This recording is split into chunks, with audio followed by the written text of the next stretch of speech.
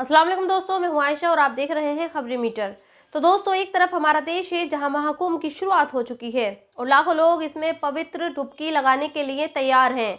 Media reports के मुताबिक सिर्फ आज में 60 लाख लोगों ने प्रयागराज के महाकुंभ में आस्था की डुबकी लगाई है। और दूसरी तरफ अमेरिका है जो अब तक कैलिफोर्निया और लॉस एंजलिस की आग को नहीं बुझा पाया है। आग ने पहले लॉस एंजलिस को खाक किया और अब ये आग कैलिफोर्निया की ऊंची ऊंची इमारतों को जला रही है। और इन सब के बीच हमारे देश का मुसलमान है जो हर दिन बुलडोजर के साए में जी रहा है। वाराणसी में मुसलमानों पर बुलडोजर इसीलिए चलाया जा रहा है क्योंकि यहाँ प्रशासन को ये लगता है कि मुसलमानों की गोश्त की दुकानों से देश की मेजॉरिटी की आस्थाएं आहत हो रही हैं। और संभल में मुसलमानों की दुकानों पर बुलडोज़र इसलिए चलेगा क्योंकि यहाँ प्रशासन को ये लगता है कि मुसलमानों की दुकानों की वजह से सड़क की चौड़ाई कम हो गई है। और इन सब के बीच गाज़ा और लेबनान है जो इज़राइल बमबारी करके मौत बरसा रहा है। खैर, इन सारी खबरों को तफसील से बताने से पहले आपको मैं प्रयागराज में चल रहे महाकुंभ मेले के बारे में कुछ बताना चाहती हूँ, जिसके बाद आप ये जान पाएंगे कि असल में अब हमारा देश सेक्युलर नहीं रहा है। बहुत ही गहरी रिसर्च के बाद हिंदुस्तान टाइम्स ने महाकुंभ में के बारे में ये जानकारी जुटाई है। इस जानकारी के मुताबिक इस बार 45 दिन तक चलने वाले इस महाकुंभ में 400 मिलियन लोगों के आने की उम्मीद है। यानी यहाँ पर तकरीबन 80% हिंदुस्तान डुबकी लगाएगा। खैर, यहाँ जो मैं आपको बताना चाहती हूँ वो ये है कि इस महाकुंभ के लिए 7,000 करोड़ रुपए का बजट पास किया गया है। और उत्तर प्रदेश के चीफ मिनिस्टर इस महाकुंभ को once in a lifetime event बता रहे हैं। यानी योगी को लगता है कि इस बार का महाकुंभ सबसे खास है। खैर, ये मैं आप पर छोड़ती हूँ कि ये कितना खास है। मैं तो सिर्फ आपको इस महाकुंभ के साथ साथ दो और खबरें बताना चाहती हूँ, जिसमें पहली खबर वाराणसी से है और दूसरी खबर भी उत्तर प्रदेश की ही एक शहर संभल से है।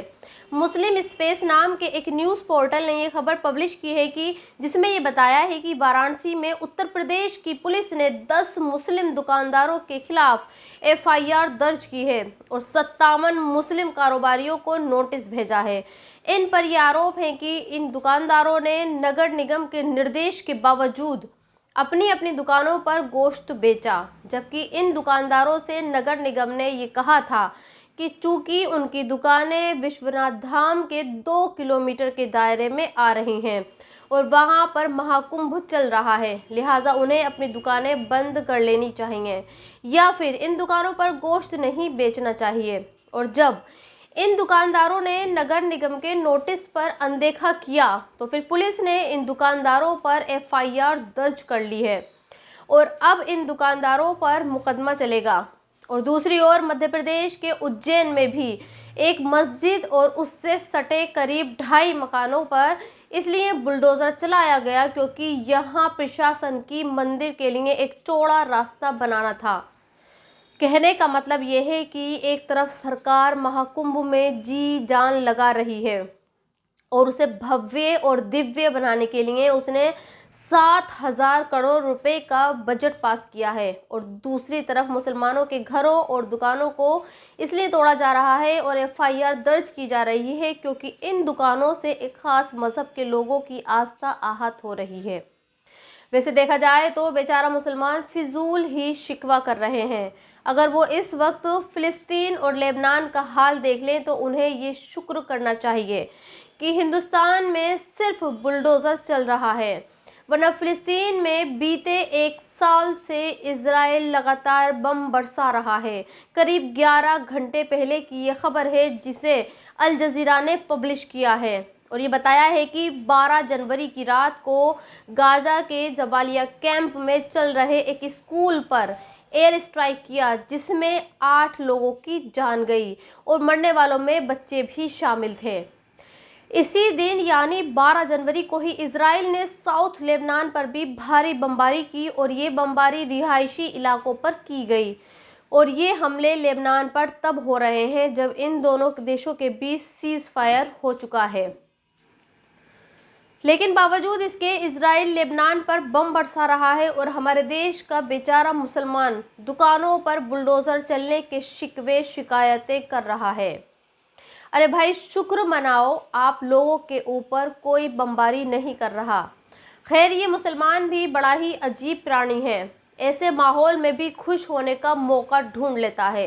जैसे आजकल दुनिया का मुसलमान इसलिए खुश हो रहा है क्योंकि अमेरिका के 2 शहर कैलिफोर्निया और लॉस एंजलिस आग में झुलस रहे हैं और मुसलमानों को ये लगता है कि ऐसा इसलिए हो रहा है क्योंकि अमेरिका पर अल्लाह का अजाब आ रहा है। फिलहाल लॉस एंजलिस को लेकर खबर यह है कि वहां पर मरने वालों की संख्या 24 हो चुकी है और वहां पर मौसम विभाग ये कह रहा है कि अभी लॉस एंजलिस पर बुधवार तक खतरा है क्योंकि वहां पर आज रात ये तेज़ हवाएं चलनी शुरू हो जाएंगी और जैसे ही ये तेज़ हवाएं चलेंगी वैसे ही आग के फैलने और भड़कने के चांसेस ज़्यादा होंगे। और अब आपको पड़ोसी मुल्क पाकिस्तान की भी एक खबर बता देती हूँ। दरअसल लोग ये कह रहे हैं कि पाकिस्तान के हाथ से अब भीख का कटोरा छूटने वाला है क्योंकि पाकिस्तान की लॉटरी नहीं बल्कि महा लॉटरी लगी है। खबरों के मुताबिक पाकिस्तान में 600 बिलियन पाकिस्तानी रुपए का गोल्ड डिपॉजिट मिला है। पाकिस्तान की सिंधु नदी में सोने का ये भंडार मिला है और ये सोने की खान पाकिस्तान के पंजाब प्रांत के अटक जिले में मिली है। एक्सपर्ट के मुताबिक ये सोना इतना है कि पाकिस्तान की आने वाली कई पीढ़ी बैठकर खा सकती हैं। तो दोस्तों, इस वीडियो में इतना ही। आप भी अपनी राय कमेंट्स बॉक्स में लिखकर मुझे ज़रूर बताएं और अब तक आपने मेरे चैनल को सब्सक्राइब नहीं किया है तो प्लीज़ सब्सक्राइब ज़रूर कर दें। शुक्रिया।